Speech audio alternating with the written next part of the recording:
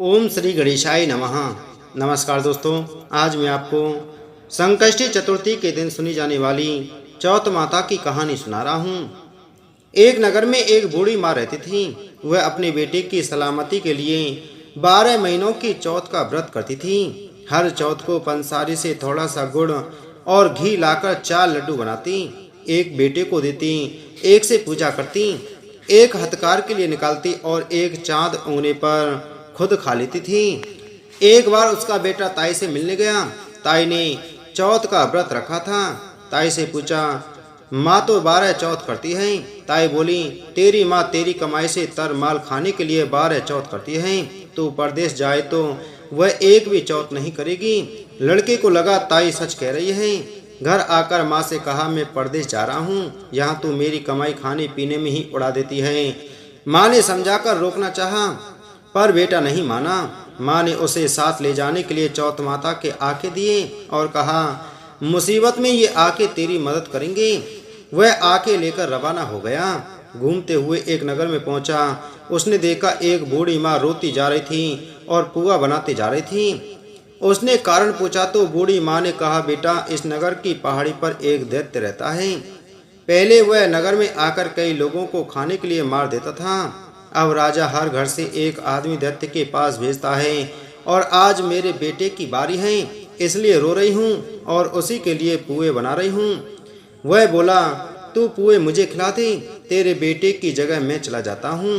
बूढ़ी माँ ने खीर पुए उसे खिला दिए। खा पी कर वह सो गया। रात को राजा के सैनिक आए तो बूढ़ी माँ ने उसे भेज दिया।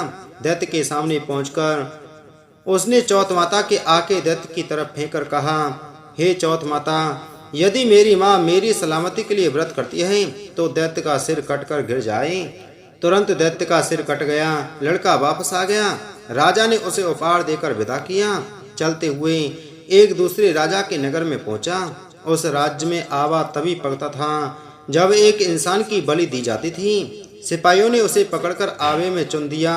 लड़के ने आके आवे में डाल दिया और कहा, हे चौथ माता, यदि मेरी माँ मेरे लिए व्रत करती है तो आवा मेरी बलि लिए बिना ही झट से पक जाए। आवा तुरंत पक गया। आवे में से मिट्टी की जगह सोने चांदी के बर्तन निकले। अंदर से लड़का बोला कि धीरे धीरे निकालना, मुझे लग नहीं जाए। राजा ने उसे निकलवाया और पूछा, इस आवे से तुम बच कैसे गए? लड़के ने बताया कि उसकी माँ चौथ माता का व्रत करती है, व्रत के कारण ही वह बच पाया। राजा को विश्वास नहीं हुआ।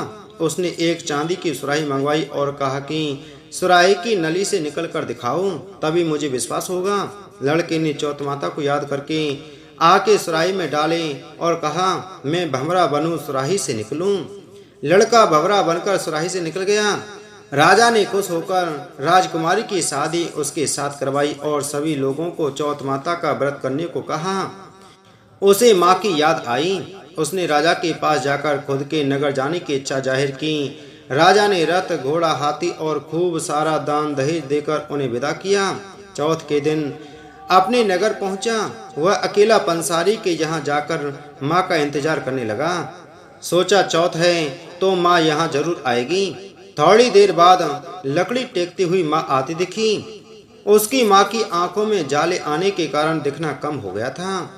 लड़के ने जानबूझकर अपना पैर लकड़ी से लगा दिया। कहने लगा, बलरे पूत, काठी मेरे पैर के लगा दी। माँ ने उसे नहीं पहचाना। कहने लगी, भैया मुझे चाहे कितनी गाली निकालो, पर मेरे बेटे को कुछ मत कहना। बेटा माँ के चरणों में गिर पड़ा। कहा, माँ मैं तेरा ही बेटा हूँ, मुझे माफ कर दो। माँ ने उसे गले से लगा लिया। नगर के लोगों ने विश्वास नहीं किया कि वह उसी का बेटा है। बूढ़ी माँ ने चौथ माता को याद करके कहा, हे चौथ माता, यदि मैं अपने बेटे के लिए व्रत करती हूँ तो मेरे स्तन में दूध भर जाए और उसकी धार मेरे बेटे के मुंह में गिरे। माँ के स्तन से दूध की धार निकलकर बेटे के मुंह में गिरने लगी। लोग चौथ माता की जय जयकार करने लगे। उस नगर के सभी लोग चौथ माता का व्रत करने लगे। हे चौथ माता, जैसे बुढ़िया माँ और उसके बेटे की सहायता की, वैसे हमारी भी करना। कहानी कहने वाले, सुनने वाले, हुंकार भरने वाले और सभी के परिवार वालों पर करना। बोलो चौथ माता की जय। बोलो गणेश भगवान की जय।